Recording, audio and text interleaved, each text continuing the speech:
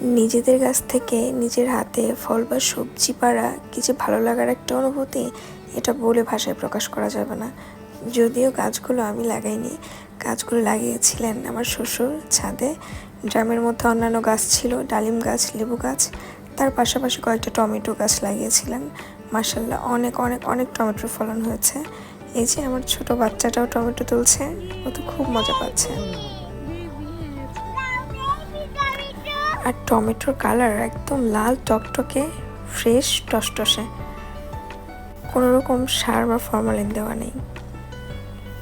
এই যে দেখতেই পাচ্ছেন, চকচক করছে একদম। আমার শ্বশুর নিজ হাতে তুলছে।